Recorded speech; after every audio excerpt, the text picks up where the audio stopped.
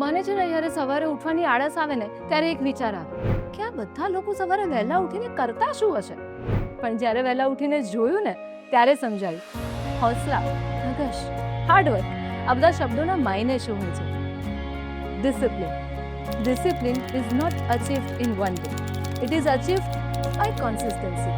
Discipline can not be explained, it just can be experienced by practising it daily, by cultivating it as a habit. જ્યારે આપણા બધાના પેરેન્ટ્સે આપણને આવા thought સાથે upbringing આપ્યું હોય ને ત્યારે આપણે બધા જ ડિસિપ્લિનના મતલબ તો સમજતા જ હોઈએ છીએ. પરંતુ ઘણા લોકો હોય છે જે ડિસિપ્લિન લાઈફમાં ઉતારીને લાઈફમાં સાચે ઊંચાઈઓ સર કરી જાય છે. And I am talking about real heights. હું પહાડો અને પર્વતોની ઊંચાઈઓની વાત કરી રહી છું.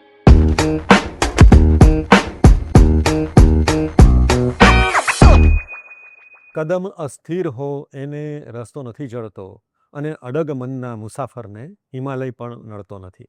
આ એક બહુ જાણીતી પંક્તિ છે. અને અહીંયા હિમાલય છે એ એક આપણે કહીએ ને અડચણનું પ્રતીક છે. આપણા બધાના જીવનમાં અડચણો આવતી હોય છે, પણ હિમાલય જેવી અડચણ એટલે કે બહુ મોટી અડચણ હોય તો પણ આપણે એને પાર કરવી હોય તો આપણી પાસે સાહસ હોય, શ્રદ્ધા હોય અને સતત પ્રયત્ન હોય તો આપણે કોઈ પણ અડચણ પાર કરી શકીએ. અને અહીંયા આજે આપણી સાથે છે નિશા કુમારી, કે જેમણે ખરા અર્થમાં હિમાલય સર કર્યો છે, એટલે કે એવરેસ્ટ સર કર્યું છે. નિશા, સૌપ્રથમ તો આપનું સ્વાગત, નમસ્કાર. નમસ્કાર સર. મિત્રો, નિશા કુમારીનો પરિચય આપને આપું તો જેમણે એવરેસ્ટ સફળતાપૂર્વક પાર કર્યો છે એવા નિશા કુમારી, તેમણે MSc પાસ કર્યું છે વડોદરાની MS યુનિવર્સિટીમાંથી મેથ્સ જેવા વિષય સાથે. અને એમના પિતાજી એરફોર્સમાં હતા, એટલે ઘણા બધા શહેરોમાં એમના પિતાજીની ટ્રાન્સફર થતી અને નિશા કુમારીએ પણ અલગ અલગ શહેરોમાંથી એમનું અભ્યાસ કર્યો, એમનું ઘડતર થયું, એમનું બાળપણ વીત્યું. અને એક આપણે કહીએ ને અકસ્માત એવો બન્યો કે એમનું એક એડવાઇઝર સ્પોર્ટ્સ સાથે એમનો એક પરિચય થયો અને એ પરિચય થયો અને એમણે એમની જીવન બદલી નાખ્યું આપણે કહી શકીએ. તો નિશા, એડવાઇઝર સ્પોર્ટ્સ સાથે તમારો પરિચય કઈ રીતે થયો એ થોડું તમે અમને કહો. સર, જ્યારે મેં MScમાં ભણતી હતી ત્યારે મને અમારા કોલેજમાં ફર્સ્ટ ટાઈમ હાઈ રોપ એક્ટિવિટીઝ લગાવી હતી. અને મને બહુ ઇન્ટરેસ્ટ હોય કે કંઈક યુનિક કરવું હોય તો આમાં હું સૌથી પહેલાં દોડીને જાઉં. તો ક્લાસ જેવું પતી હું બહાર આવી, મેં આ બધું જોયું તો મેં બધી જ એક્ટિવિટી કરી. લોકો મને કહે કે આ એક્ટિવિટીમાં કેટલી બીક લાગે, મારા જ ફ્રેન્ડ સર્કલમાં, કેમ કે મારી ક્લાસમાં 10 ગર્લ્સ જ હતી. તો બધી ગર્લ્સ એવું જ કહે કે પાગલ છે, તને કંઈક થઈ જશે તો નહીં જવાનું હોય. તો મેં કીધું કે ટ્રાય તો કરીએ. મેં ટ્રાય કર્યું અને બધી એક્ટિવિટી હું સક્સેસફુલી કમ્પ્લીટ કરી. કે 5 માળથી નીચે ઉતરવાનું હોય કે 2 પેડોના વચ્ચે જે બ્રિજ રોપથી બનાવેલું હોય એના ઉપર ચાલીને પાર કરવાનું હોય, બધી એક્ટિવિટીઝ પાર કરી. એના પછી નિલેશ સર જોડે મારું કનેક્શન થયું. એમને મેં કીધું કે મને આ વસ્તુમાં બહુ ઇન્ટરેસ્ટ છે તો હું આ લાઈનમાં જોડાવા માંગુ છું તમારા જોડે. ત્યારથી સર જોડે જોડાઈ અને મારા જ્યારે પણ કોલેજના વેકેશન હોય હું સરના કેમ્પ્સને લીડ કરતી હતી. બરાબર. ત્યારથી એડવેન્ચર સ્પોર્ટ્સમાં જોડાઈ ગઈ હતી. અચ્છા, એટલે તમે શું એડવેન્ચર સ્પોર્ટ્સમાં જોડાયા પછી પહેલું એવું કયું કામ કર્યું જે તમને મજા આવી ગઈ ને જે તમારા માટે અચીવમેન્ટ કહેવાય? જ્યારે મેં એડવેન્ચર સ્પોર્ટ્સમાં ફર્સ્ટ ટાઈમ જોડાઈ તો મેં ફર્સ્ટ જ કેમ્પ જે લીડ કર્યું હતું આ પારુલ યુનિવર્સિટીના છોકરાઓના હતા, એટલે કે બધા મોટા છોકરાઓ. તો મેં NCC કરેલું હતું, બધું ડિસિપ્લિન ને આ બધું હતું. તો મને જે ડિસિપ્લિન જોઈએ તો હું કોઈ પણ છોકરાને છે ને થોડું પણ ઇનડિસિપ્લિન થાય તો મારાથી ટોલરેટ ના થાય. મને ગુસ્સો આવી જાય અને હું આ લોકોને ખખડાવી દઉં. તો ત્યાં મોટા છોકરાઓ હતા, એમને તો એવું કે થોડુંક તો લિબરેલિટી જોઈએ. અને આ નૈનીતાલમાં કેમ્પ હતું. તો મેં બહુ સ્ટ્રિક્ટ રહીને આ કેમ્પ પતાવ્યું ને તો બધા મોટા છોકરાઓ રડવા માંડ્યા કે અમને તો કંઈ એન્જોયમેન્ટ નથી કરવા મળતો. અને છેલ્લે જે મજા આવી આ એવું હતી કે બધા છોકરાઓ લાસ્ટમાં જ્યારે ઘરે જતા હતા ત્યારે કહેતા હતા, નહીં મેડમ, બહુ મજા આવી. અને એ જ મેમરીઝ હોય છે ને કે આવું કંઈ પણ કર્યું એની મેમરીઝ આપણને હંમેશા આપણી સાથે રહેતી. કેમ કે છોકરાઓ મારા એજના જ હતા. તો સૌથી ડિફિકલ્ટ વસ્તુ આ કે મારા જ એજના છોકરાઓને મારે કંટ્રોલ કરવાનું છે. આ પણ ઓછી સંખ્યા નથી હતી, 50+ જે છોકરાઓ હતા આ બધાને કંટ્રોલ કરવાનું. એટલે સેમ એજના બાળકોને બી મેન્ટર કરવાના હતા એવું. પણ નિશા, એક જે સ્વપ્ન આવ્યું એવરેસ્ટ આરોહણનું, એ કઈ રીતે આવ્યું? કારણ કે એ સ્વપ્નએ પણ ફરી પાછું આખો તમારા જીવનનો રસ્તો બદલી નાખ્યો એવું આપણે કહી શકીએ. તો એ સ્વપ્ન કઈ રીતે તમારા એક કહેવાય ને કે આપણા મનમાં એનું આરોપણ થયું? સર, જ્યારે મેં એમએસસીમાં હતી ત્યારે મારું બીજો એક સપનો હતો કે જે છોકરીઓ છે, ગામડાઓની છોકરીઓ, એમને સેલ્ફ ડિફેન્સ શીખવાડું અને સાથે સાથે આ લોકોને સ્પોર્ટ્સની તરફ મોટિવેટ કરું. કેમ કે આપણા ઇન્ડિયામાં સ્પોર્ટ્સનું કલ્ચર ત્યારે તો બહુ જ ઓછું હતું 2017માં. તો મેં મારા ઘરના નજીક જેટલા પણ ગામડાઓ છે, સ્કૂલ્સમાં જઈને છોકરીઓને સ્પોર્ટ્સ માટે મોટિવેટ કરીને અને સેલ્ફ ડિફેન્સ શીખવાડતી હતી. તો મને એક પ્રિન્સિપલ સરે આવું ક્વેશ્ચન પૂછ્યું કે તમે શું અચીવ કર્યું છે સ્પોર્ટ્સની ફિલ્ડમાં કે તમે છોકરાઓને સ્પોર્ટ્સ કરો છો, સ્પેશિયલી છોકરીઓને. તમે છોકરી છો, તમે શું અચીવ કર્યું છે? મેં કીધું કે સર મેં અત્યાર સુધી તો નથી અચીવ કર્યું, પણ આ વસ્તુ છે ને મને એક પિંચ થઈ ગઈ હતી મારા હર્ટમાં કે આવું વસ્તુ ના આવી જોઈએ. મને કોઈકે સવાલ પૂછ્યો. હા, કે નેક્સ્ટ ટાઈમ મારે આવું કંઈક અચીવ કરવું છે કે મને સામેથી આ લોકો બોલાવે અને કોઈ મને આ ક્વેશ્ચન નેક્સ્ટ ટાઈમ પૂછી જ ના શકે. તો ત્યારે માઉન્ટ એવરેસ્ટનું ખ્યાલ એવું આવ્યું હતું. નિલેશ સરને ડિસ્કસ કર્યું તો એમને કીધું કે તું કરી શકે છે, મહેનત કરવી પડશે. અને આપણે એમ જ્યારે કંઈ પણ કામ કરતા હોય તો ઘણી બધી તૈયારી કરતા હોઈએ. એમાં પણ જો અમે તો અમદાવાદથી આબુ બી જઈએ ને તો એટલી બધી તૈયારી કરતા હોય. લેઝર ટ્રીપ ઉપર બી કેટલું પેકિંગ છે, કેટલું બધું ડિસાઇડ કરવાનું છે. તો હિમાલય તમારે એવરેસ્ટ સર કરવાનો તો એની પહેલાં શું પૂર્વ તૈયારીઓ કરી? એના પહેલા મેં જે બીજા બધા એવરેસ્ટર્સ છે આ લોકોને મળવાનું વિચાર્યું કે કઈ રીતે આ લોકોને મળું. પછી એક થિંક એવરેસ્ટ કરીને આપણા આઈપીએસ અતુલ કરવાલ સરની બુક હતી, આ વાંચી અને ધીમે ધીમે પહેલા બધી પ્રોસિજર જોઈ કે એના માટે મારે શું કરવું પડશે. તો આમાં પહેલા basic mountaineering course, advance mountaineering course, કયા કયા ઇન્સ્ટિટ્યૂટ્સ છે, ક્યાંથી કરી શકીએ છીએ, આપણે કયા ઇઝી પડશે, પછી બીજા કઈ પીક્સ હું ક્લાઇમ્બ કરી શકું છું. સૌથી પહેલા મેં માઉન્ટ ફ્રેન્ડશિપ પીક ક્લાઇમ્બ કરી, પછી માઉન્ટ સતોપંથ કર્યું, માઉન્ટ નૂન કર્યું, માઉન્ટ મનાસલુ કર્યું. એના પછી મેં માઉન્ટ એવરેસ્ટ માટે 2023માં ગઈ હતી. પણ ફિઝિકલ ફિટનેસ, કારણ કે ફિઝિકલ ફિટનેસ એટલે મેન્ટલ ટફનેસ પણ જોઈએ, પણ ફિઝિકલ ફિટનેસ પણ જોઈએ. તો એને માટે તમે કઈ રીતે તમારી જાતને તૈયાર કરી, નિશા, એ કહો તો. સર, દિવસના 7 થી 8 કલાક જે હોય આમાં મારે ફિઝિકલ ટ્રેનિંગ કરવાની હોય. સવારે 4 વાગ્યાથી ઉઠીને અમુક ટાઈમ 2 વાગે ઉઠવું પડે કે જેવું આપણું પાવાગઢ છે બરોડામાં, તો મારે ત્યાં ટ્રેનિંગ કરવાની હોય. મને જે ટ્રેનિંગ આપતા હતા નિલેશ સર કે તારે 20 kg વેટ લઈને પેલા બસ સ્ટેન્ડથી લઈને છેક મંદિરમાં દર્શન કરીને 3 વખત ઉપર નીચે કરવાનું છે. તો આવી ટ્રેનિંગ કરવી હોય તો આટલી ગરમી હોય ના થઈ શકે દિવસના ટાઈમમાં. તો હું 2 વાગે ઉઠીને અને પાવાગઢ પહોંચું એક્ટિવા લઈને, પછી આ ટ્રેનિંગ પતાવું અને પછી એક્ટિવા લઈને ઘરે આવું. એના પછી એના બીજા પ્રોસેસ અલગ. તો વીકમાં 2 વખત એવું હોય કે મારે 100 કિલોમીટરની સાયકલિંગ, 150 કિલોમીટરની સાયકલિંગ હોય. આ બધું મારા પ્રોસેસ ઓફ ટ્રેનિંગ હતું. એના પછી જે મેન્ટલ ફિટનેસની વાત આવે તો મેન્ટલ ફિટનેસમાં એક જ 300-350 મીટરના ગ્રાઉન્ડમાં તમારે 12 કલાક કન્ટિન્યુ રનિંગ કરવાનું હોય. તો તમે એક ટાઈમ એવો આવે કે તમે મેન્ટલી થાકી જાઓ કે હવે તો શું ગોલ શું ફરવાનું. તો એના માટે મેં ટ્રિક્સ કાઢીને આ 12 કલાકની રનિંગ પૂરી કરી અને હવે તો એવું થઈ ગયું છે કે મને નથી ખબર, કાઉન્ટિંગ નથી કરી કે મેં કેટલી વખત 12 કલાકની રનિંગ કરી છે. તો એ ટ્રીક શું હતી, એ કહેશો નિશા? સર, મારી ટ્રીક એ હતી કે 2 કલાક ક્લોકવાઇઝ રનિંગ કરવાનું, 2 કલાક એન્ટી ક્લોકવાઇઝ રનિંગ કરવાનું. ક્યારે એવું થયું કે બસ હવે ગીવ અપ કરવું છે, હવે છોડી દેવું છે, નહીં થાય એમ? નહીં, એકચ્યુઅલી જે ડ્રીમ જોયેલું હતું, આ ડ્રીમ પૂરો કરવા માટે મેં એકે વખત એવું મગજમાં નથી વિચાર્યું કે મારથી નહીં થાય. જે પણ ડિફિકલ્ટી આવે, મને ફર્સ્ટ ટાઈમ જ્યારે મેં રનિંગ કરી મને લૂઝ મોશન થઈ ગયા હતા, પણ મેં એને બંધ નથી કર્યું, રનિંગને બંધ નથી કર્યું. હાઇડ્રેશન વધારે લીધું. મારે જે લૂઝ મોશન છે આ રૂકી જાય એના માટેનું મેં બધા પ્રિકોશન્સ લીધા, પણ રનિંગ બંધ નથી કરી, રનિંગ કન્ટિન્યુ રાખી હતી. અને એવું કહેવાય છે કે what you do gives you a feel and what you feel keeps you going. તો એવી કઈ ફીલ તમને મળી, તમે એવરેસ્ટ જ્યારે ફર્સ્ટ ટાઈમ ગયા ત્યારે શું ફીલ કર્યું? હું તો માનું છું કે એવરેસ્ટ કે કોઈ પણ માઉન્ટેન જે છે ત્યાં મહાદેવ રહે છે. તો હું મહાદેવને બહુ માનું છું. તો જ્યારે હું ત્યાં પહોંચી તો મને એવું લાગ્યું કે હું ત્યાં એમના શરણમાં પહોંચી ગઈ છું. સૌથી પહેલા એમને જ નમન કર્યું હતું, પછી આપણું ઇન્ડિયન ફ્લેગ ત્યાં આગળ લહેરાયું. મારી આંખોમાં છે ને પાણી હતા, લિટરલી કે હું રડવા જેવી થઈ ગઈ હતી, કેમ કે બધા લોકો ત્યાં નહીં પહોંચી શકતા.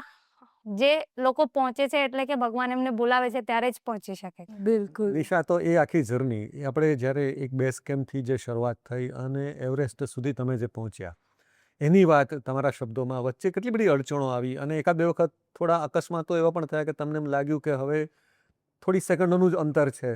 તો એની વાત તમારા શબ્દોમાં થોડી કરો, નિશા. સર બેઝ કેમ્પથી જ્યારે અમે ચાલુ કરીએ ને સૌથી જે ડેન્જરસ પોઈન્ટ જે કહેવાય ને આ બેઝ કેમ્પથી શરૂ થાય તો ખુંબુ આઈસફોલ જે હોય છે આ જ સૌથી ડેન્જરસ છે. તો અમે લોકો જ્યારે હું રોટેશનની પહેલાંની વાત કરું છું કે જ્યારે અમે લોકો જસ્ટ બેઝ કેમ્પ પહોંચ્યા જ હતા એના પછી 1 મહિનાનું રોટેશન હોય છે એના પછી સમિટ પુશ હોય છે. તો અમે પહોંચ્યા તો જે રૂટ ઓપન કરવા માટે શેરપાસ રેકી કરવા જાય છે ને આ ટાઈમે જ 3 શેરપાઓ ની ડેથ થઈ ગઈ હતી. ઓહ. આ લોકો ક્રેવાસમાં પડી ગયા હતા. એટલે ક્રેવાસ એટલે કે 2 આઈસના વોલ્સ ને વચ્ચેની ખાઈ.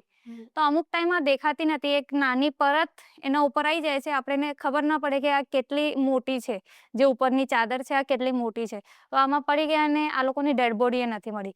તો આવી સિચ્યુએશન તો ડે 1 જ્યારે અમે બેઝ કેમ્પ પહોંચ્યા ત્યારે જ થઈ ગઈ હતી.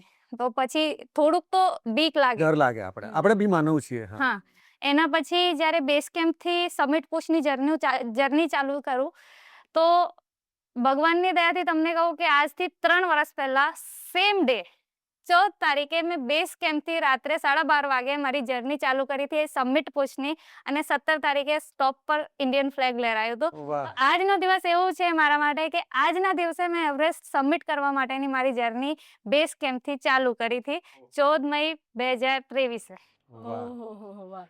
એટલે અમે 14મી મેના દિવસે આ રેકોર્ડ કરી રહ્યા છીએ અત્યારે, અને જ્યારે પણ બધા જોશે, ઓડિયન્સ જોશે, ત્યારે એ લોકો પણ ફીલ કરશે કે તમે આજના દિવસે જર્ની સ્ટાર્ટ કરી હતી. નિશા, આપણી જે વાત છે એ, કારણ કે એ જે જર્ની છે સૌથી મહત્વની, એ 3 દિવસ સૌથી મહત્વના હતા. તો એના થોડા અનુભવો, 1-2 વખત આપણને એવું લાગ્યું કે હવે કદાચ તકલીફ બહુ મોટી પડશે એવું પણ લાગ્યું, અને એમાંથી ઈશ્વરે બચાવે, આપણે મહાદેવે બચાવ્યું આપણે કહીએ. તો એ વાત. સર 5300 મીટરની 360 મીટરની હાઇટથી સીધા અમારે 6500 મીટરની હાઇટ પર જઈને ફર્સ્ટ જો સ્ટોપ હતું લેવાનું બેઝ હતું. કેમ્પથી કેમ્પ 2. બરોબર. તો અને કેમ્પ 2 પર નાઇટ સ્ટે કરીને પછી જ્યારે કેમ્પ 2 થી આગળ વધ્યા તો કેમ્પ 2 થી કેમ્પ 3 સવારે શરૂ કરીને સાંજે પહોંચી ગયા હતા. પણ કેમ્પ 3 થી કેમ્પ 4 ની જે જર્ની હતી આ બહુ જ ટફ હતી, કેમ કે એમાં વેધર બહુ ખરાબ હતું, બહુ હાઈ વિન્ડ્સ હતી. તો એટલી હાઈ વિન્ડ્સ હતી કે અમારા આગળ જે માણસ ચાલતું હોય ને 2-3 મીટરની ડિસ્ટન્સમાં પણ આ દેખાય નહીં અમને. એકદમ વ્હાઇટ પેલું જે સોફ્ટ સ્નો હોય ને આ ઉડીને એટલી બધી આવતી હતી, એટલું ફોગી વેધર હતું કે સામેવાળો માણસ ના દેખાય, 0 વિઝિબિલિટીમાં, અને એના પગના નિશાન પણ ના દેખાય અમને. તો જે અમે લોકો જે પાથ પર ચાલીએ, રોપને પ્રોપર નહીં પકડીએ તો પણ ચાન્સીસ છે કે અમે પડી શકીએ, આમાં કઈ કેઝ્યુઅલિટી થઈ શકે. અને આમાં જ્યારે અમે લોકો કેમ્પ 4 થી થોડાક નીચે હતા ને ત્યારે નીચેથી કોલ એવી આવતી કે વેધર બહુ ખરાબ છે, જે લોકો ત્યાં એક યલો બેન્ડ છે, આ યલો બેન્ડથી આગળ નીકળી ગયા છે, આ લોકો ફટાફટ ઉપર પહોંચો, અને જે લોકો યલો બેન્ડથી નીચે છે આ લોકો ફટાફટ નીચે યુ ટર્ન થઈ જાઓ, પછી નેક્સ્ટ ટાઈમ વેધર જ્યારે સારું હશે ત્યારે તમને જવાનું મોકો મળશે. તો અમે યલો બેન્ડથી આગળ હતા તો ફટાફટ જે જર્ની અમને એવું હતું કે અમને 1 કલાક 1.25 કલાક લાગશે પહોંચવામાં, આ અમે લોકો 20 મિનિટમાં પૂરી કરી, કેમ કે વેધર એટલું ખરાબ હતું કે આમાં મિસિંગ થવાના ચાન્સીસ બહુ વધારે થઈ જાય છે. તો ત્યાં ઓક્સિજન ન હોય, ત્યાં પરિસ્થિતિ કેવી હોય? એ જે શિખર પર જે ક્ષણો હતી એની પરિસ્થિતિ કેવી હોય, અને કઈ રીતે તમે તમારા ગાઈડ જોડે અથવા તો તમારા શેરપા જોડે કઈ રીતે તમે કોમ્યુનિકેશન કરતા હો? મારો જે શેરપા હતો એને મેં એના પહેલાના માઉન્ટેનમાં જ્યારે ક્લાઇમ્બ કરતી હતી માઉન્ટ નૂનમાં, ત્યારે મારા જોડે હતા. ત્યારથી મેં એમને ઓળખતી હતી, અને એમના જોડે બહુ સારી બોન્ડિંગ મેં એવી બનાવી કે મારા જોડે કોઈ પણ આ મને એવું કહે ને કે તારે અહીંયાથી નથી હલવાનું તો હું ત્યાંથી નહીં હલું, એટલે કે આ મારા માટે ભગવાન જેવું, કે માઉન્ટેન્સમાં એમનું જ બધું સાંભળવું પડે. તો આ કે અહીંયા નહીં રોકાવાનું, કેટલી પણ એમરજન્સી હોય તો હું ત્યાં નહીં રોકાવું, એવી સિચ્યુએશન હતી. અને મારા શેરપા બહુ સારા, અને મેં એમને બાપુ કહેતી હતી. તો એમના જોડે બહુ સારી બોન્ડિંગ હતી, અને એમને મને સારું સપોર્ટ કર્યું. જ્યાં પણ મને ગાઈડન્સ જોઈતી હતી એમને મને સારી ગાઈડન્સ આપી. એક સારું એવું એક્ઝામ્પલ તમને આપું કે જ્યારે બેઝ કેમ્પ અને કેમ્પ 1ના વચ્ચેનું જે મેં તમને કહું છું ખુંબુ આઈસફોલ, આ બહુ ડેન્જરસ છે. ત્યાં મને છે ને બહુ તરસ લાગી હતી. મેં એમને કીધું કે દાઈ મારે પાણી પીવું છે. તો એમને કીધું કે અત્યારે નહીં, આ જગ્યા સેફ નથી, આપણે થોડુંક આગળ જઈને જ્યાં થોડુંક સેફ આવશે ત્યાં હું તને પરમિટ કરીશ. મને બહુ તરસ લાગી હતી પણ મેં ત્યાં ઊભી નહીં રહી. પણ અમુક સેકન્ડ પછી જ આ જે જગ્યા મેં ઊભી હતી ને આ આખું આઈસનું પીસ તૂટીને નીચે પડી ગયો હતો. તો તમારા જે શેરપા છે અને એ લોકો આવી રીતે તમને ગાઈડ પણ કરતા હોય, એમની સાથે ક્યારે લેંગ્વેજ બેરિયર આવી કે તમે કઈ ભાષામાં વાત કરો કે એમની ભાષા તમને સમજાય? એકચ્યુઅલી આ લોકો નેપાળી બોલતા હોય છે, પણ મારા જે શેરપા હતા એમને હિન્દી આવડતી હતી, તો મને એમના જોડે વધારે તકલીફ નહીં પડી કન્વર્સેશનમાં. હા, એ હિન્દી સમજતા હતા. ઓકે. હવે જેટલા લોકોને બી એવું થતું હોય કે આપણે એવરેસ્ટ સર કરવો છે, કે એવું જેમ તમને ડ્રીમ હતું એવું એમને પણ સપનું આવે કે આ કરવું છે અને પછી એ કહેવાય ને કે એક એઇમ બની જાય કે આ કરવું જ છે. તો એ લોકોએ શું શું તૈયારી કરવી જોઈએ, શું ધ્યાનમાં રાખવું જોઈએ? કે ફાઇનાન્શિયલી બી કેટલા બેરિયર્સ આવી શકે કે હાઉ પ્રેક્ટિકલ ઇટ ઇઝ, કેટલું પ્રેક્ટિકલી ફાઇનાન્શિયલી બી થઈ શકે અને કેટલા ટાઈમની પ્રિપરેશન્સ હોય છે? મિનિમમ 4 વર્ષ 5 વર્ષની પ્રિપરેશન તો કરવી જ પડે, અને સાથે સાથે ફાઇનાન્શિયલી બેરિયર કહું તો સૌથી મોટું બેરિયર જ ફાઇનાન્શિયલી બેરિયર છે મિડલ ક્લાસ લોકો માટે, અમારા લોકો જેવા માટે. કેમ કે 45 lakhs અર્ન કરવાનું અને ત્યાં પે કરવાનું ઇઝ અ બિગ ડીલ. તો 45 lakhs અમારા જેવા લોકો નથી, આખી લાઈફમાં નથી અર્ન કરી શકતા. તો એટલે કે આપણે સેવિંગ્સ નથી કરી શકતા આટલું મોટું અમાઉન્ટ. તો બહુ મોટું બેરિયર છે. પણ જે ધારી લે છે એ ક્યાંક ને ક્યાંકથી એને કરી નાખે છે. એટલે કે પેલું શાહરુખ ખાનનું ડાયલોગ છે ને કે किसी चीज को अगर तुम शिद्दत से चाहो तो पूरी कायनात उसको आपसे मिलाने में लग जाती है. तो वो चीज है और वो આ રિયલિટી છે. નિશા, એવરેસ્ટ પર પહોંચ્યા પછી તમને સૌથી પહેલો વિચાર શું આવ્યો? સર, જેવું મેં કીધું કે મને સૌથી પહેલો વિચાર આ જ આવ્યો કે હું બહુ સૌભાગ્યવાન છું કે મને ત્યાં પહોંચવાનો ભગવાને મોકો આપ્યો કે હું ત્યાં પહોંચી શકું છું. કેમ કે આપણે ઇન્ડિયાની આટલી બધી સંખ્યામાંથી 2025 સુધી 550 લોકો જ પહોંચી શક્યા છે. તો જ્યારથી એવરેસ્ટ ક્લાઇમ્બ થવાનું ચાલુ થયું છે ત્યારથી લઈને અત્યાર સુધી, તો આ બહુ 0% પણ નથી. એમાંના એક આપણે બન્યા. હા સર. આ એક વિચાર આવ્યો. અને કોને યાદ કર્યા તમે ત્યાં? સર, મેં મારી મધરને, મારા ફાધરને અને મારા કોચને યાદ કર્યું હતું. કેમ કે આ લોકોના સપોર્ટ સિવાય, મારા ફાધર એટલે હયાત નથી, પણ તો પણ એમને જે મને કોન્ફિડન્સ આપ્યું છે બચપણથી, નાનપણથી એમને મને જે કોન્ફિડન્સ આપ્યું છે કે એમને મને કોઈ પણ વસ્તુ માટે ક્યારેય એવું નથી કીધું કે આ નથી કરવાનું. બાઇક ચલાવવાની વાત આવે કે કોઈ પણ મારે કોઈ પણ સ્ટ્રોંગનેસની કઈ પણ ફિલ્ડમાં વાત આવે ને, તો મારા ફાધર કહે કે પહેલા તારે કરવું જોઈએ, ભાઈ લોકો તો શીખી લેશે. બોયઝ તો આ બાઇક ચલાવવાની વાત છે તો બોયઝને તો આ કરવાનું જ છે, પણ તારે શીખવાની છે. ખાવા બનાવવાનું તો બોયઝને શીખવાનું છે, કેમ કે તું તો શીખી જ લેશે. આ તો તારે ખબર છે કે ગર્લ્સ માટે કોમન છે, તું તો શીખી લે છે. બોયઝને આ વસ્તુ શીખવાડે, અને જે વસ્તુ ગર્લ્સને ઓછી શીખવાડવામાં આવે છે, આ વસ્તુ મારા ફાધર મને ફર્સ્ટ પ્રાયોરિટી આપે.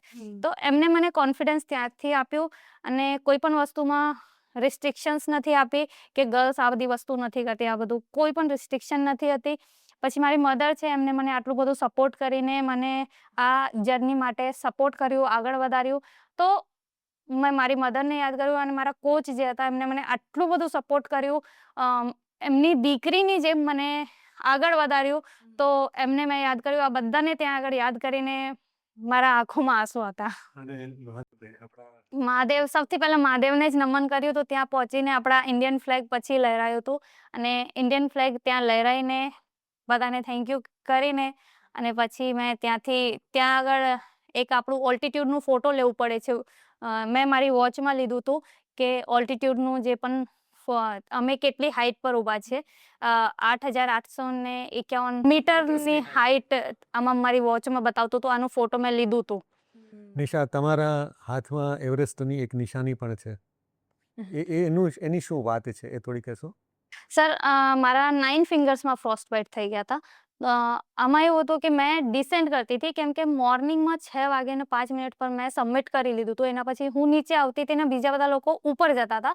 તો અમારું એક કર્ટેસી હોય કે જે લોકો નીચેથી ઉપર જતા હોય, આ લોકોને વે આપવા માટે અમારે ઊભા રહેવું પડે અને આ લોકોને જગ્યા આપવી પડે. તો મેં એક જગ્યા, હિલેરી સ્ટેપ છે. હિલેરી સ્ટેપ એટલે કે સૌથી ડેડલીએસ્ટ પોઈન્ટ કહેવાય એવરેસ્ટનું, અને એની હાઈટ પણ 8,500 મીટરથી ઉપરની છે. 8,600 સમથિંગ છે.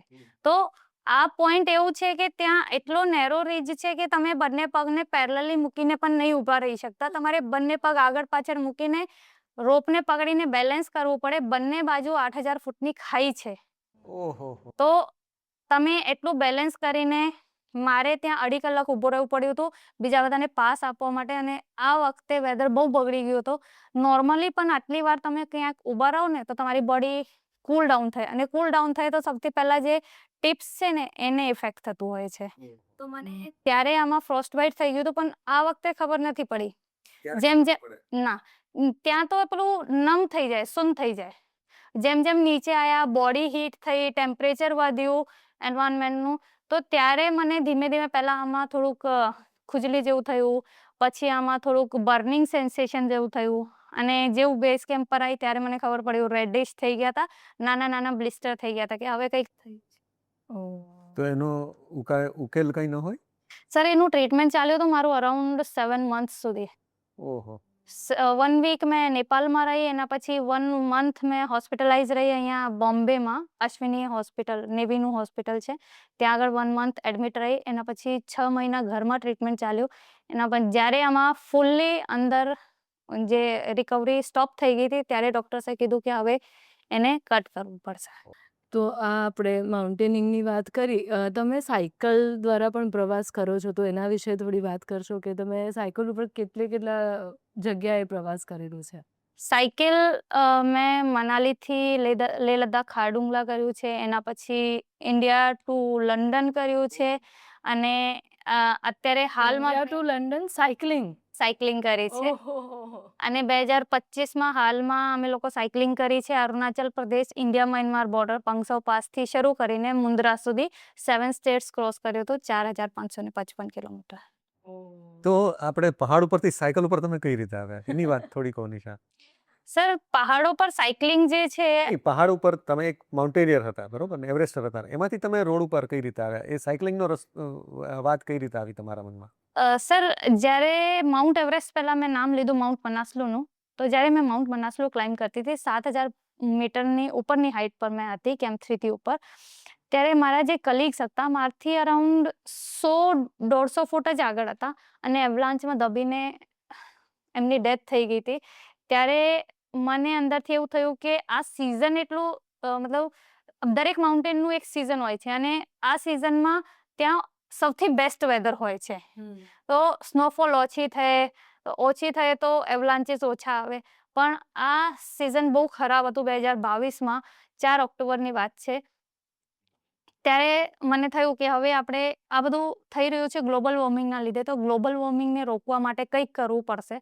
પણ ફર્સ્ટ ડ્રીમ એવરેસ્ટ હતું, એટલે ફર્સ્ટ એવરેસ્ટ સર કર્યું. એના પછી જ્યારે મેં હોસ્પિટલમાં હતી ને ત્યારે જ વિચાર્યું કે ગ્લોબલ વોર્મિંગને ઓછી કરવા માટે કે આપણે નેચરને બચાવવા માટે કંઈક મેસેજ સ્પ્રેડ કરવું છે, તો શું કરી શકીએ. પ્રિપરેશન ચાલુ કરી, બહુ સર્ચ કર્યું. હોસ્પિટલમાં બીજું કંઈ તો કામ હોય નહીં, તો બેસીને આ બધું જ સર્ચ કરવાનું કે શું કરી શકીએ. પછી જોયું મેં કે જૂના જમાનામાં કલકત્તાથી ઇંગ્લેન્ડ સુધી બસ ચાલતી હતી. પછી જોયું કે હાલના ટાઈમમાં પણ લોકો ગાડી લઈને તો જાય જ છે. પછી મેં વિચાર્યું કે આ વસ્તુ અમારે કરવી હોય ને તો સાયકલ પર બેસ્ટ કેમ રહેશે કે અમે 100 થી 150 કિલોમીટરથી વધારે એક દિવસમાં નહીં કાપી શકીએ. તો એના લીધે મેં સાયકલનું જર્ની લીધી, કેમ કે મને ડૉક્ટરે આવું કીધું હતું કે તમે હાર્શ વેધરમાં માઉન્ટેન્સમાં 2 વર્ષ સુધી ના જજો, કેમ કે તમારી ફિંગર્સ જે છે આ સેન્સિટિવ છે અત્યારે, તો તમને વધારે તકલીફ થઈ શકે છે. એટલે સાયકલિંગ પર આવી કે સાયકલિંગ જર્નીથી આપણે આ ચેન્જ બિફોર ક્લાઇમેટ ચેન્જનું મેસેજ જે છે આ આખા વર્લ્ડમાં સ્પ્રેડ કરી શકીએ. તો કોઈ પણ તકલીફ આવે છે અને આટલું બધું આપણે પર્સનલ લેવલ ઉપર પણ જો બેર કરતા હોઈએ, સહન કરતા હોઈએ, અડચણો પણ આવતી હોય પ્રવાસ દરમિયાન, તો પણ આપણને આ જ કરવાનું મન થાય કે કરતા રહેવું છે. એ કઈ વસ્તુ હોય છે કે જેનાથી એવું થાય કે આ નથી છોડવું, કરતા જ રહીએ? જ્યારે આપણે આપણા માટે કંઈક કરતા હોઈએ ને તો આપણને એવું થાય કે ચલો હવે તો આપણે અચીવ કરી લીધું છે.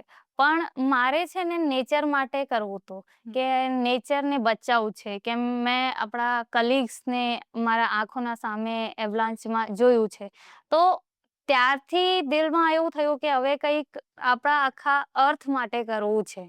એટલે અંદરથી થાય કે કન્ટિન્યુ દરેક યર અમે કંઈક પ્લાન્ટેશનનો પ્રોગ્રામ આવું મોટો કરીએ કે આખા વર્લ્ડમાં કે ઇન્ડિયામાં ક્યાં પણ છે ને અમે લોકો આ લોંગ જર્નીથી વધારેમાં વધારે લોકો સુધી આ મેસેજ ચેન્જ બિફોર ક્લાઇમેટ ચેન્જનું સ્પ્રેડ કરી શકીએ. તો નિશા, એ જે સાયકલ યાત્રા જે શરૂ થઈ, આપણે વડોદરાથી શરૂ થઈ અને લંડન સુધી પહોંચી, કેટલા દેશોમાંથી તમે પસાર થયા, એના એકાદ 2, 3, 4 એવા અનુભવો કે જે તમને હજી પણ તમે ભૂલી ન શકતા હો? સર, અમે લોકો શરૂ કરી હતી વડોદરાથી. તો India, Nepal, China, Kyrgyzstan, Uzbekistan, Kazakhstan, રશિયાથી અમે યુરોપમાં એન્ટર થયા, લાતવિયા, લિથુઆનિયા, પોલેન્ડ, ચેક Republic, Germany, Netherland, Belgium, France અને યુકે, લંડન. તો 16 કન્ટ્રીઝ ક્રોસ કરી. આ 16 કન્ટ્રીઝના દરમિયાન અમને ચેલેન્જીસ દરેક કન્ટ્રીમાં અલગ અલગ આવ્યા. જેમ કે ઇન્ડિયામાં છે તો ફૂલ વરસાદ, ફૂલ ગરમી. નેપાલ છે તો ફૂલ ઓફ રોડિંગ, રોડ જ નથી ત્યાં, મોટા મોટા પથ્થર છે, કાદળ કીચડ બધું છે, આમાં સાયકલિંગ કરવાનું અને આખું અપહિલ છે. એક દિવસ તો એવું આવ્યું કે 18 કિલોમીટર પણ નહીં, 12 કિલોમીટરમાં જ મારે મોર દેન 1000 મીટરની એલિવેશન ગેઇન કરવી પડી હતી, ઓનલી 12 કિલોમીટરના ડિસ્ટન્સમાં. એટલે કે સાયકલિંગ ટોટલ આવું ચાલે. તો આ બધી ડિફિકલ્ટીઝ નેપાલમાં આવી. આ રીતે બીજી કન્ટ્રીઝમાં કે ચાઇના છે તો ચાઇનામાં માઉન્ટેન્સ છે પણ આમ ગ્રેજ્યુઅલ હિલ છે, સ્ટીપ હિલ નથી. તો એક દિવસમાં 200 કિલોમીટર પણ કાપવું પડ્યું હતું. અને પછી કિર્ગિસ્તાન, ઉઝબેકિસ્તાનમાં છે તો આખું ડેઝર્ટ છે. તો ત્યાં સેન્ડસ્ટોર્મ આવ્યું તો ત્યાં કંઈ બચવા માટે, હાઇડ થવા માટે કોઈ પ્લેસ જ નથી. અને ત્યાં હાઈવેઝ ઉપર છે ને ગાડી આપણા જોડે જોડે નહીં ચાલી શકે. કાં તો ગાડીને આગળ જઈને પાર્કિંગમાં ઉભા રહેવું પડે, કાં તો ગાડી પાછળ ક્યાંક સાઈડમાં ઊભી રહે. પછી આ રીતે રશિયા છે તો રશિયામાં -20 ટેમ્પરેચર હતું. રોડ પર પેલું બ્લેક આઈસ હોય ને, આ જામી જાય. તો આવા બધા સિચ્યુએશન્સમાં સાયકલિંગ કરવાનું. યુરોપમાં, પોલેન્ડમાં સ્નોસ્ટ્રોમ આવ્યું તો સ્નોસ્ટ્રોમનું ફેસ કરવાનું. જ્યાં સુધી કોઈ પ્લેસ ના મળે ત્યાં ઊભા નહીં રહી શકતા. તો પેટ્રોલ પંપ આવ્યું, ત્યાં મેં ઊભી રહી હતી. તો આવી રીતે દરેક કન્ટ્રીની અલગ સિચ્યુએશન્સ આવી હતી. આપણી પાસે ફ્રૂટ્સ છે અને તમે ફ્રૂટ્સ ખાવાનું પસંદ કરો છો, તો થોડા ફ્રૂટ્સ ખાઓ. અને ફ્રૂટ્સ કેમ ખાવાનું પસંદ કરો છો એ પણ કહો. ફ્રૂટ્સથી અમને સૌથી વધારે ફાઇબર્સ મળતા હોય છે. અને સમર્સમાં તો જેવું વોટરમેલન છે તો માટે સૌથી બેસ્ટ ફ્રૂટ જે છે વોટરમેલન છે. તો મેં ફ્રૂટ્સ એટલે પ્રેફર કરું છું. દિવસમાં એક ટાઈમ ફ્રૂટ્સ ખાવાથી તમારી બોડી હેલ્ધી પણ રહે અને તમને વધારે ફાઇબર્સ અને વોટર કન્ટેન્ટ મળી જાય બોડીમાં. એમાં પણ સમરમાં તો બહુ સારું જ પડે. તમે ખાઈ શકો છો, ખાતા ખાતા વાત કરો. તો તમે આટલું બધું જેટલો બી પ્રવાસ કર્યો એમાં કોઈ પણ એવો એક્સપિરિયન્સ હોય જે બહુ જ ફની હોય, જે તમે હજી પણ યાદ કરો? ઉઝબેકિસ્તાનનો કિસ્સો છે. અમે લોકો સાયકલિંગ કરતા અંધારા થઈ ગયા હતા. અને અંધારામાં એવું થાય કે ભાઈ કશું આવતું જ નથી, હવે તો રોકાવું જ પડશે. તો ક્યાં આગળ રોકાઈએ? પેટ્રોલ પંપ નથી, કશું નથી. તો એવું કોઈ પણ ખુલ્લી જગ્યા પર તો નહીં રોકાઈ શકીએ. ત્યારે મેં કીધું કે હવે બસ, અંધારામાં વધારે રાઈડ નથી કરવું સાયકલિંગ. તો થોડીક દૂર અમને છે ને એક ગામડા જેવું દેખાયું. પેલું મોટી ટોમ્બ હોય, ઘર જેવું, મોટું ઘર જેવું. પણ આમાં લાઇટ નથી હતી. તો અમને એવું લાગ્યું કે આજે લાઇટ ના હોય બધા કોઈ પણ ઘરમાં, તો આપણે અહીંયા આગળ રોકાઈ જઈએ. અમે ત્યાં છે ને ગેટમાં એન્ટર થયા. ગેટમાં એન્ટર થઈને સાઈડમાં ગાડી લગાવીને અને આપણું કુકિંગ થોડુંક બ્યુટેન હતું અમારા જોડે, નાનો ગેસ, આમાં લગાવીને ખીચડી જેવું બનાવીને ખાઈને અને શાંતિથી ઉપર આપણા ટેન્ટમાં સૂઈ ગયા હતા. પછી સવારે નિલેશ સર ઉઠ્યા અને એમને જોયું કે અમે લોકો કોઈ આ ગામ નથી. એમને મને જગાડ્યું, નિશા ઉઠ. મેં કીધું હવે તો અત્યારે અર્લી મોર્નિંગ છે, એટલા વહેલા તો નથી નીકળવાનું, ઠંડી હોય. એમને કીધું કે તું ઉઠીને જોયો તો ખરી આપણે ક્યાં ઊંઘીએ છીએ. એમને જોયું કે અમે લોકો કબ્રિસ્તાનમાં ઊંઘતા. કે હવે રાત્રે ખબર હોય તો આપણે અહીંયા ઊંઘ્યા હોય અને તું હજી ઊંઘવાની વાત કરે. નીકળવાનું છે અહીંયાથી, ફટાફટ ઉતર. નિશા, આવા તો ફની ઇન્સિડન્ટ ઘણા બધા હોય, પણ એવા કેટલાક અનુભવો હોય કે જે આપણને આપણા હૃદયને સ્પર્શી ગયા હોય. એવી કોઈ એકાદ બે ઇમોશનલ ઇન્સિડન્ટ કે જે આજે પણ તમારી જોડે રહે? આ સાયકલ પ્રવાસ તો પૂરો થઈ ગયો, પણ એ ક્ષણો આપણી જોડે જ રહે, એવી કોઈ વાત, એકાદ બે પ્રસંગો? સર, આપણને એવું લાગે છે કે જે મુસ્લિમ કન્ટ્રીઝ છે ત્યાં આગળ એમનું કલ્ચર અલગ હશે, પણ મારા જોડે આ બધી કન્ટ્રીઝમાં પણ એવું ઇન્સિડન્ટ બન્યું છે કે ત્યાંના લોકલ લોકો જે છે ને, આ લોકો આપણા જેવા જ એથિક્સ, આપણા જેવા જ કલ્ચરને ફોલો કરતા હોય છે. જેમ કે મેં સાયકલિંગ કરતી હતી અને નિલેશ સરને એવું કીધું કે મારે વોશરૂમ જવું છે, તો એમને કીધું કે હું આગળ જઈને ઊભો રહું છું, આગળ એક રેસ્ટોરન્ટ જેવું દેખાય છે, તો ત્યાં ચેક કરી લઉં છું વોશરૂમ છે કે નથી. તો આ આગળ જઈને ઊભા રહ્યા અને હું પાછળથી સાયકલ લઈને ત્યાં પહોંચીને ત્યારે એક ગાડીવાળા અંકલ આવ્યા, 60+ હશે અંકલ. તો એમને મને પૂછ્યું, લેંગ્વેજ તો ના જ ખબર પડે, એમને મને પૂછ્યું કે આ જે બધું લખ્યું છે આ તમે જ કરી રહ્યા છો? મેં કીધું હા. તો એમને કંઈક કીધા વગર મને છે ને ત્યાં ઉઝબેકિસ્તાનની કરન્સી બહુ લો છે સોમ્સમાં, એમને મને છે ને ત્યાંનું 1 lakhનું નોટ કાઢીને આપી દીધું અને કશું પણ કીધા વગર આ લોકો જતા રહ્યા. પછી મેં ત્યાં નિલેશ સરને કીધું કે આવું આપીને ગયા છે, તો ત્યાં જે રેસ્ટોરન્ટવાળા હતા એમને પૂછ્યું કે આ કેમ આપીને ગયા હતા? એમને કીધું કે અમારા અહીંયા એવું છે કે ગર્લ્સ કંઈક સારું કામ કરતી હોય ને તો એમને શગુનમાં આપીએ છીએ. વાહ. એટલે આપણે એવું કહીએ કે ભૌગોલિક સીમાડાઓ બદલાતા રહે, પણ અમુક રીતિ રિવાજો હોય એ યુનિવર્સલ હોય. દીકરી હોય અને સ્ત્રી હોય તો એને આપણે હંમેશા આપવાનું પસંદ કરીએ, મહિલાઓને આપવાનું પસંદ કરીએ, કંઈક આપણી પાસે જે પણ હોય તે. એ ભાવના મહત્વની છે. આ ભાવના કદાચ આપણને બધે જ જોવા મળે છે. બધે જોવા મળે છે સર. અને ઉઝબેકિસ્તાનની જ વાત કરીએ તો એક બારાત જતી હતી, અમે લોકો જસ્ટ જોવા માટે ઊભા રહ્યા અને આ લોકો અમને રિસીવ કરવા આવ્યા કે તમે ચાલો અમારા સાથે એન્જોય કરો અમારી બારાતમાં. તો આવા પણ ઇન્સિડન્ટ્સ અમારા જોડે બન્યા છે કે અમને લિટરલી દિલથી યાદ રહે કે લોકો અમને કેવી કેવી રીતે સપોર્ટ કર્યું છે ઓન ધ વે. બહુ બધા લોકો, ત્યાંના લોકલ લોકો જે અમને ઓળખતા નથી, કશું નથી, આવા લોકો અમને બહુ સારા એવો સપોર્ટ અને ગાઈડન્સ આપી છે, લેંગ્વેજ બેરિયર હોવા છતાં. તો બહુ તમે આવી રીતે ટ્રાવેલિંગ કરો ત્યારે ફૂડનું શું અરેન્જમેન્ટ હોય ને જનરલી મોટાભાગે કેવી વસ્તુઓ જોડે રાખતા હોવ છો? સર્વાઈવ કેવી રીતે કરો ક્યાંક કશું જ ના મળે તો? જેમ કે આપણે ઇન્ડિયા અને નેપાળમાં તો દાલ ભાત મળી જાય છે, શાક મળી જાય છે, પણ નેપાળ ક્રોસ કરીએ એના પછી અમે લોકો પ્યોર વેજીટેરિયન બંને, હું ને મારા કોચ નિલેશ સર બંને પ્યોર વેજીટેરિયન. તો ત્યાં આગળ છે ને વેજીટેરિયન ફૂડ ચાઇનામાં ના મળે. કોઈ પણ વસ્તુ હોય ને આમાં કાં તો બીફ ઓઇલ હોય, જેમ આ લોકો ફ્રેન્ચ ફ્રાઈઝ બનાવે આમાં એ બીફ ઓઇલમાં ફ્રાય કરે, કાં તો ફિશ ઓઇલમાં ફ્રાય કરે, તો આ બધી વસ્તુ આપણે ખાઈ નહીં શકતા. તો અમે લોકો જે જગ્યાના જે ફ્રૂટ સારા હોય ને, આ ફ્રૂટ્સ પર આખા ચાઇના ક્રોસ કર્યો. એના પછી અમે લોકો બ્યુટેન લીધું, તો થોડીક ખીચડી જ બનાવીને ખાઈએ, કેમ કે ઓઇલ વોઇલ તો આપણે ઓન ધ વે કશું રાખ્યું નથી હતું, તો ઓઇલ ફ્રી ફૂડ ખાધું. આ બધી વસ્તુઓ ખાઈને અમે લોકો જ્યારે પણ ભગવાનની દયાથી અમે લોકો આ બધું જે ખાધું ને, તો આમાં અમને આખી જર્નીમાં 210 દિવસની જર્નીમાં સિંગલ ડે કોઈ પણ મેડિસિન લેવાની જરૂર નહીં પડી. વાહ. ઓહ. વાહ. એટલે બહુ જ સરસ અનુભવોની વાત કરી. હવે અમારી પાસે થોડા રેપિડ ફાયર ક્વેશ્ચન્સ છે, તો તમે બની શકે એટલું આના સ્પીડમાં જવાબ આપજો. તમને કેટલી લેંગ્વેજીસ આવડે છે? 3. કઈ કઈ? ઇંગ્લિશ, હિન્દી અને ગુજરાતી. કઈ પ્લેસ બહુ સ્ટ્રેન્જ કે બહુ જ અલગ લાગી તમને? મને રશિયા. ઓકે, કેમ? ત્યાં એટલી બધી સ્નો અને એટલા સારા એન્વાયરમેન્ટ મને મળ્યું, ત્યાંના લોકોનું મજા આવી. સાયકલિંગ દરમિયાન તમારો બેસ્ટ કમ્પેનિયન શું હોય છે? મ્યુઝિક, સાયલેન્સ કે સેલ્ફ ટોક? મ્યુઝિક. એક જ દિવસમાં કાપેલું સૌથી લાંબુ અંતર? 220 કિલોમીટર. માઉન્ટેન્સ તમને શું શીખવાડે? માઉન્ટેન્સ મને પેશન્સ રાખવાનું શીખવાડે છે, કેમ કે માઉન્ટેન્સ અડીક હોય છે, એક જ જગ્યાએ રહે છે અને પીસ મળે ત્યાં. One motivational line you love?